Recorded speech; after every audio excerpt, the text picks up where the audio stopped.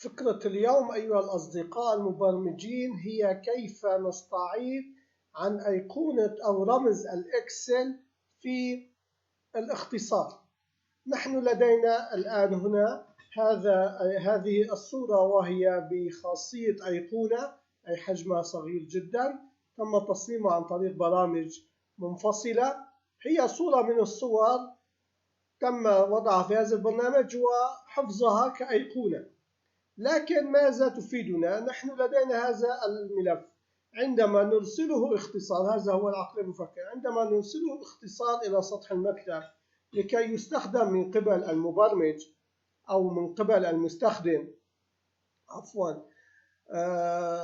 لا نريد أن يكون له هذه الأيقونة، نستطيع أن نغيرها لتأخذ هذا الشكل لكي يكون البرنامج مصمم بشكل حرفي أكثر.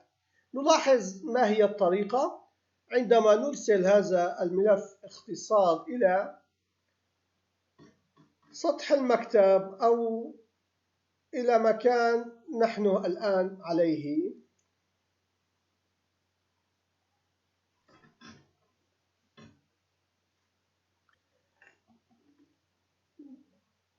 نلاحظ الآن تم استدراج الاختصار إلى هذا المكان، فهو كان على سطح المكتب. عندما نضغط يمين ونختار الخصائص يمكن أن نغير شكل الأيقونة. نلاحظ طبعا تغيير اسم موضوع بديهي، يمكن أن نغير اسم الملف الاختصار. عندما نضغط خصائص ومن هذه الخصائص نضغط خاصية تغيير الأيقونة ونذهب إلى مكان نحن تم وضع البرنامج فيه. تتعرف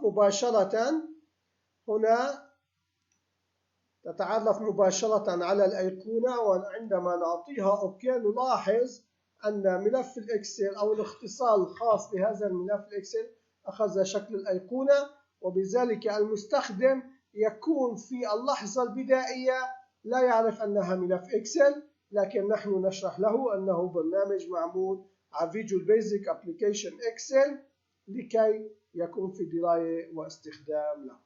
شكرا لمتابعتكم، نلتقي غدا إن شاء الله في معلومة جديدة.